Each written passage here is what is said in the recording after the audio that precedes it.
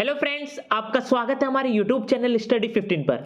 तो आज हम बंगाल विभाजन और स्वदेशी मूवमेंट से रिलेटेड महत्वपूर्ण क्वेश्चन करने जा रहे हैं जो आपके आने वाले एग्जाम्स के लिए बहुत ही ज्यादा महत्वपूर्ण है। तो आज हम इसमें जितने भी क्वेश्चन करेंगे सारे के सारे सिलेक्टेड है और एग्जाम पॉइंट ऑफ व्यू से बहुत ही ज्यादा महत्वपूर्ण है। तो अगर आप किसी भी एग्जाम की तैयारी कर रहे हैं तो ये वीडियो बहुत ही ज्यादा महत्वपूर्ण साबित होगी, तो इसलिए वीडियो को अंत तक देखिएगा। तो देरी ना करते हुए चलिए शुरुआत करते हैं आज के पहले क्वेश्चन के साथ। तो आज का पहला क्वेश्चन है, किस वर्ष लॉर्ड कर्जन ने बंगाल विभाजन का आदेश दिया था?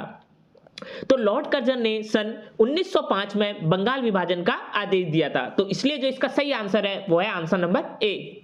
आज का अगला प्रश्न, निम्नलिखित में से किस घटना से लॉर्ड कर्जन का संबंध है? तो इसमें से जो बंगाल की विभाजन की घटना है यह लॉर्ड कर्जन से संबंधित है, तो इसलिए जो इसका सही आंसर है वो है आंसर नंबर बी। आज का अगला प्रश्न, निम्नलिखित में से किस ब्रिटिश वायसरॉय ने 1905 में बंगाल का विभाजन किया? तो इसमें से वह ब्रिटिश वायसरॉय था लॉर्ड कर्जन, जिसने 1905 में बंगाल का विभाजन किया था, तो इसलिए जो इसका सही आंसर है वो है आंसर नंबर सी। आज का अगला प्रश्न, निम्नलिखित में से किस दल ने बंगाल के विभाजन के कदम का समर्थन किया था? तो इनमें से वह दल था ऑल इंडिया मुस्लिम लीग, इसी ने बंगाल के विभाजन के कदम का समर्थन किया था, तो इसलिए जो इसका सही आंसर है वो है आंसर नंबर ए। आज का अगला प्रश्न, निम्नलिखित में से किस स्थान पर 7 अगस्त 1905 को स्वदेशी आंदोलन की औपचारिक घोषणा की गई थी? तो इनमें से वह स्थान था कलकत्ता टाउन हॉल, जहां से 7 अगस्त 1905 को स्वदेशी आंदोलन की औपचारिक घोषणा की गई थी, तो इसलिए जो इसका सही आंसर है वो है आंसर नंबर ए। आज का अगला प्रश्न, स्वदेशी आंदोलन की शुरुआत किस वर्ष में हुई थी? तो जो ये स्वदेशी आंदोलन था इसकी जो शुरुआत हुई थी वह हुई थी 1905 में, तो इसलिए जो इसका सही आंसर है वो है आंसर नंबर सी। आज का अगला प्रश्न, स्वदेशी आंदोलन का संबंध किससे है? तो जो ये स्वदेशी आंदोलन है इसका संबंध है 1905 में बंगाल विभाजन से, तो इसलिए जो इसका सही आंसर है वो है आंसर नंबर बी।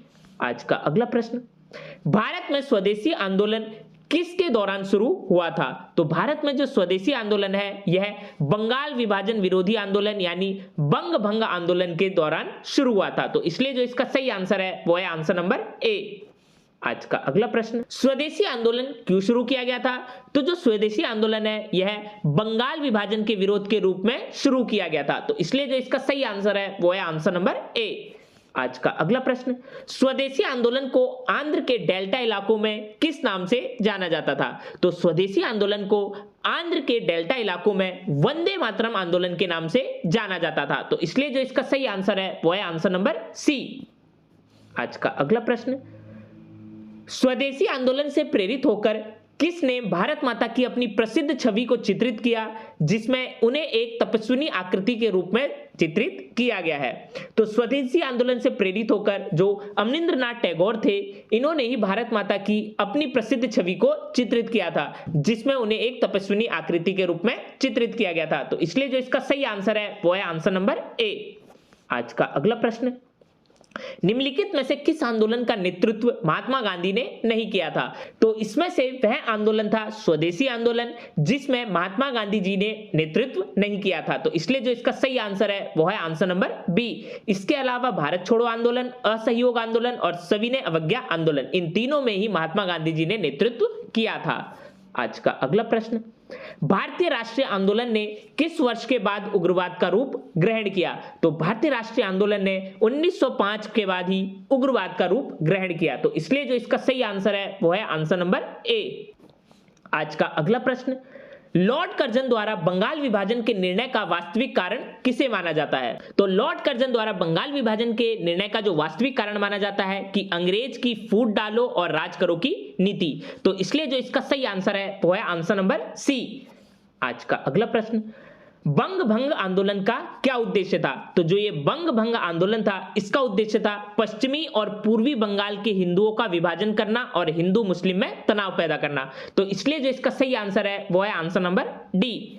आज का अगला प्रश्न, ब्रिटिश सरकार ने बंगाल विभाजन के अपने निर्णय को वापस कब लिया?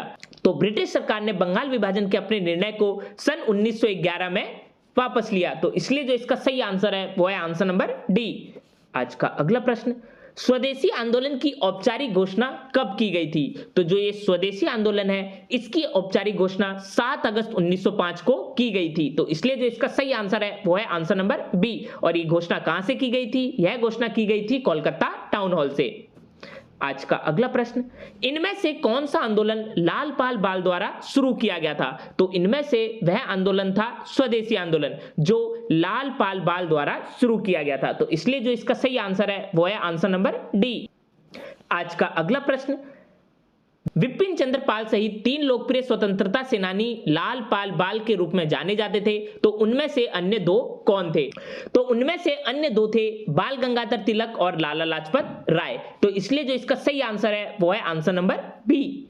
आज का अगला प्रश्न, निम्नलिखित में से किसने स्वदेशी आंदोलन के माध्यम से औपनिवेशिक शासन के उग्रवादी विरोध की वकालत नहीं की थी? तो इनमें से वह थे गोपाल कृष्ण गोखले जिन्होंने स्वदेशी आंदोलन के माध्यम से औपनिवेशिक शासन के उग्रवादी विरोध की वकालत नहीं की थी। तो इसलिए जो इसका सही आंसर है वो है आंसर नंबर ए।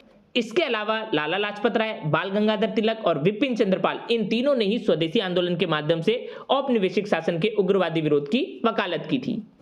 आज का अगला प्रश्न, बंगाल में स्वदेशी आंदोलन के दौरान बनाए गए तिरंगे झंडे में कौन कौन से रंग थे? तो बंगाल में स्वदेशी आंदोलन के दौरान बनाए गए तिरंगे झंडे में लाल, हरे और पीले रंग थे। तो इसलिए जो इसका सही आंसर है वो है आंसर नंबर सी। आज का अगला प्रश्न ये आपके लिए है, इसका उत्तर आपको क्या है कमेंट में देना है। तो प्रश्न इस प्रकार है, तो भारतीय राष्ट्रीय आंदोलन के दौरान निम्नलिखित में से किसने भारत माता की प्रसिद्ध तस्वीर बनाई थी? तो इसका उत्तर आपको जल्दी से कमेंट में देना है। तो ये थे स्वदेशी आंदोलन और बंगाल विभाजन से रिलेटेड महत्वपूर्ण क्वेश्चंस जो आपके आने वाले एग्जाम्स के लिए बहुत ही ज्यादा महत्वपूर्ण है। तो अगर ये वीडियो आपको अच्छी लगी तो जाकर हमारे चैनल को सब्सक्राइब करिए और लाइक के बटन को दबाना ना भूलिएगा।